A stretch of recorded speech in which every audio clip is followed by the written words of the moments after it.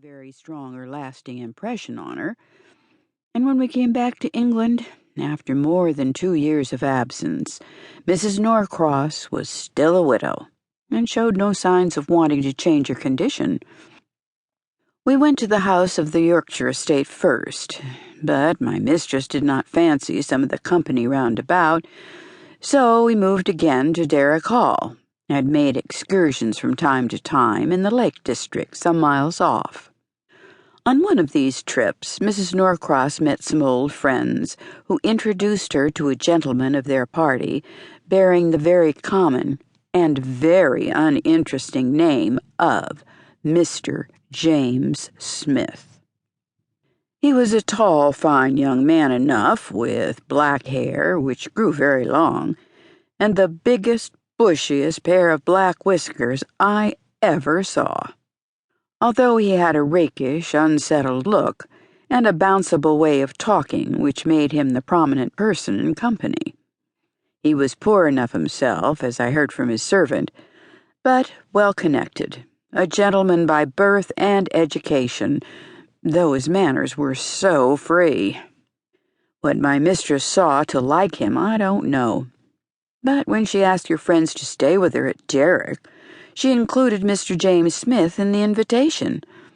We had a fine, gay, noisy time of it at the Hall, the strange gentleman in particular making himself as much at home as if the place belonged to him.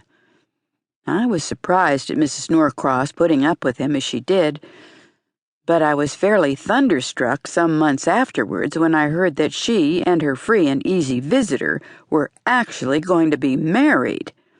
She had refused offers by dozens abroad, from higher and richer and better-behaved men. It seemed next to impossible that she could seriously think of throwing herself away upon such a harebrained, headlong, penniless young gentleman as Mr. James Smith. Married, nevertheless, they were in due course of time, and after spending the honeymoon abroad, they came back to Darrock Hall. I soon found that my new master had a variable temper. There were some days when he was as easy and familiar and pleasant with the servants as any gentleman need be.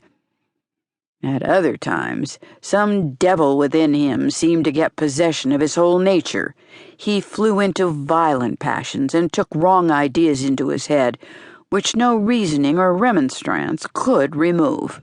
It rather amazed me, considering how gay he was in his tastes, and how restless his habits were, that he should consent to live at such a quiet, dull place as Darrock.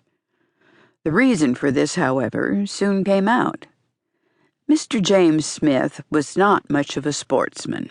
He cared nothing for indoor amusements, such as reading, music, and so forth, and had no ambition for representing the county in Parliament.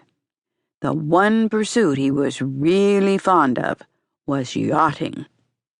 Darrock was within 16 miles of a seaport town, with an excellent harbor, and to this accident of position, the Hall was entirely indebted for recommending itself as a place of residence to Mr. James Smith.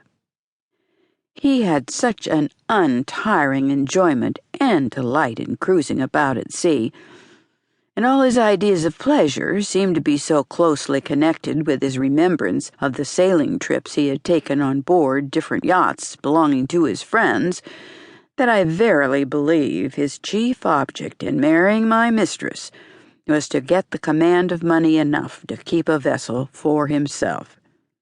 Be that as it may, it is certain that he prevailed on her, some time after their marriage, to make him a present of a fine schooner yacht, which was brought round from Cowes to our coast town and kept always waiting ready for him in the harbor.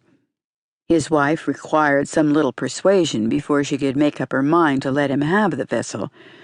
She suffered so much from seasickness that pleasure sailing was out of the question for her, and being very fond of her husband, she was naturally unwilling that he should engage in an amusement which took him away from her. However, Mr. James Smith used his influence over her cleverly, promising that he would never go away without first